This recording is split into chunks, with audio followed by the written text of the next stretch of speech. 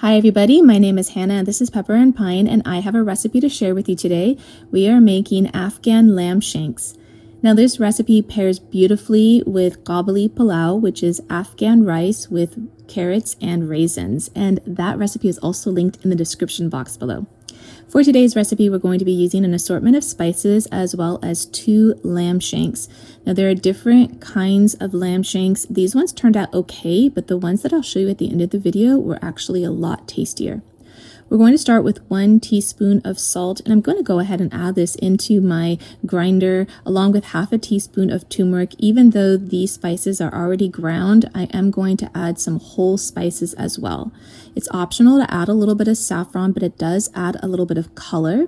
I'm also going to add 1 teaspoon of paprika, and to this, half a teaspoon of whole black peppercorns. I'm also adding 1 teaspoon of coriander seeds, as well as 1 teaspoon of garam masala.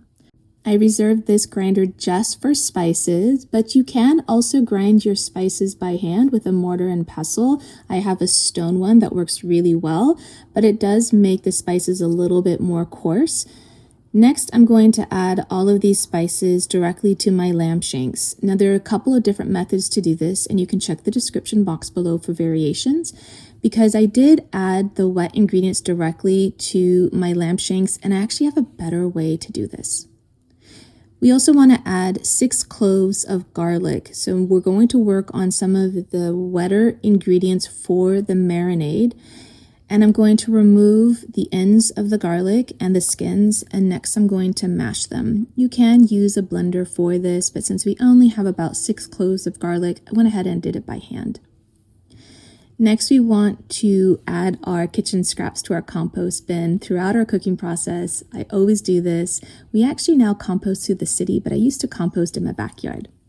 Next, we want to juice 1 lemon. I got about 1 to 2 tablespoons of lemon juice from this lemon. So if you want to just use lemon juice, you can approximate 1 to 2 tablespoons.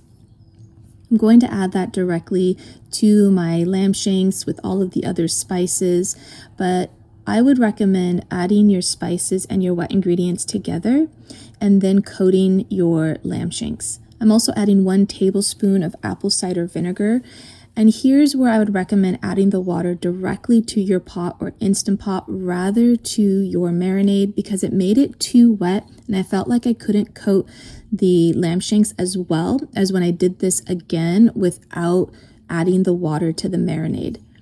You do want to let this marinate for about 2 hours. Now I've done this both ways, marinating it and not marinating it. And really, I think it's more about the cooking process and the cuts of meat that really indicate how well this recipe is going to turn out.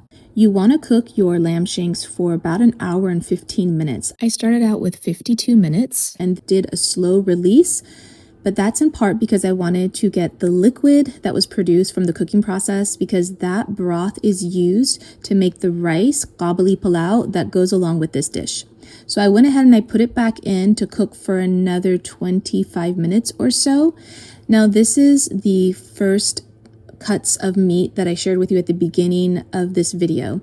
You can see they're pretty good, but they don't have as much meat as the cuts of meat I'm going to show you in a minute. So get acquainted with the different kinds of lamb shanks and where they're from, because there are different places and probably different types of meat. And these lamb shanks are a lot larger. They were more tender, they were less gamey, and they were so much more flavorful. For these lamb shanks, I omitted the turmeric and the saffron, and I actually think I like it a little bit better. Here I am plating up this second dish of Kabuli palau with those lamb shanks. It was so delicious. This is a crowd pleaser. It is such a beautiful presentation. It is so delicious. It's so filling. I highly recommend you try it along with the other recipes that go along with these Afghan dishes. There's a salad, there is a green chutney, and some yogurt. I do hope that you'll give it a try. I hope that you enjoyed this recipe. Do check out the blog post that accompanies this video, where you can find more information, the complete recipe, as well as other video tutorials in this series. You can find the link to that blog post in the description box below. And if you'd like to see what we're cooking on a daily basis, I hope you'll find me on my website at pepperandpine.com.